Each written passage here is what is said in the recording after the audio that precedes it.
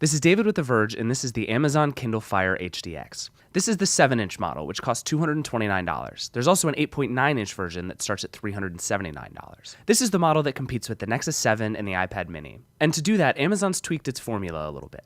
More than ever, Amazon's trying to turn its tablets into more than just shopping malls, basically screens on which you purchase Amazon content. With the Fire HDX, Amazon's trying to build a tablet that can compete with the best of them. Like basically every other tablet out there, the HDX is a thin black plastic slab of a device. It's a little more striking than the iPad mini or the Nexus 7 though. The matte back is all angles and speaker grills with a pretty steep taper towards the back. It's not uncomfortable, but it doesn't feel quite as perfectly machined as some of the other great 7-inch tablets. It's a little thicker than the Nexus 7 and imperceptibly heavier, but it does feel really different in your hands. I don't hate the look, but I do hate the button placement. There are awkwardly recessed power and volume buttons on the edges, which are just impossible to find. They're indistinguishable from one another, so when you try to turn up the volume, odds are good you're going to turn off your tablet. And since the tablet works fine in any orientation, it's constantly impossible to figure out where the buttons are in the first place. The biggest upgrade by far here is the new display, a 7-inch 1920 by 1200 screen that looks just like the Nexus 7. Which is to say, of course, it looks fantastic. Bright, with great viewing angles and great color reproduction. Amazon claims it's not as reflective as some other tablets, but I don't buy that. It's still really reflective. The speakers sound great too, even though they're on the back pointing away from you. I really don't like the origami cover, which is incredibly confusing and lost most of its magnetism after about 3 days, which made it basically useless. Luckily, you don't have to buy it. Honestly, the hardware here isn't that important. It's fine, it's good enough, it's totally usable in one hand and in either portrait or landscape. As always with Amazon tablets, the HDX is all about the software.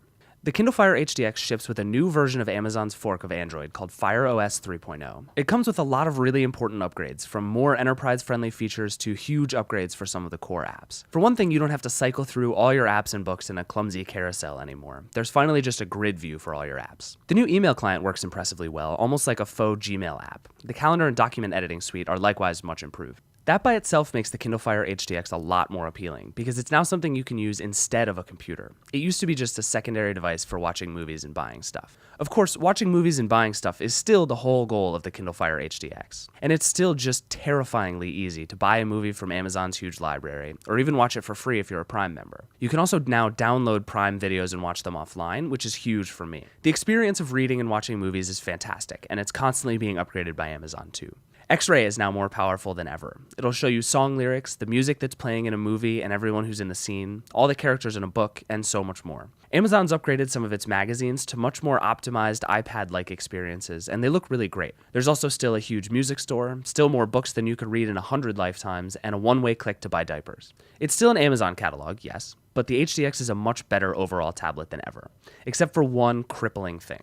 You can't download a lot of the best Android apps. Since Amazon forked Android and took it in a new direction, there's no access to the Play Store or Google's other core services. Amazon's App Store is growing, slowly, but it's a long way from where it needs to be. There's no Candy Crush, no Netflix, and only knockoff versions of about half the games I looked for. Even the apps that do exist seem to be outdated and unoptimized. Everything you can do runs faster and smoother than ever, thanks to a 2.2 GHz Snapdragon 800 processor, 2 gigs of RAM, and an Adreno 330 GPU. That's all pretty high-end, and it's all pretty fast. Apps load and resume instantly from the multitasking menu, games play really well, movies never seem to stutter. And it does all this while getting really solid battery life, more than 2 days of heavy use and more like 4 or 5 in most cases. It's not quite perfect, there are definitely some odd laggy moments in Fire OS, but the Kindles used to be slow, they're not anymore. Honestly though, half the fun is when things break on the HDX. That's when you get to hit the help button on the home screen and activate Mayday, Amazon's insanely ambitious new support system. You tap the button, then hit connect, and within 15 seconds you're connected to an actual human whose face you see on your device. They can't see you, but they can see everything on your HDX, and more importantly, they can control the tablet. So I had an install for an app. I was trying to download the LinkedIn app, and it didn't download, and I'm just trying to figure out why that didn't work. I gotcha. Just a second here. Let me take a look at it. Sure. You said it's the LinkedIn app? Yeah, like I have the icon on here, but it's showing up with an exclamation point on it down at the bottom. Everyone I used was very friendly and helpful, came on quickly, and could either show me how to do something or just do it for me.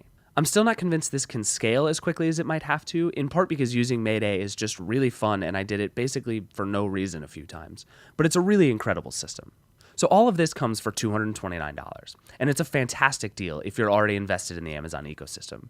If you have a big watch list of Prime videos, Kindle books everywhere, magazine subscriptions, a music library, everything through Amazon, you should buy the HDX. It's not only a fantastic vessel for Amazon stuff, it's just a really good tablet. But if you're not completely wired into Amazon services, you're going to find too much of what you want on Android is missing from the HDX. And when the Nexus 7 offers an equally great display and the full power of Google and Android for the same $229, it's hard to recommend the HDX to everyone. Google or Amazon, you pick, and choose wisely.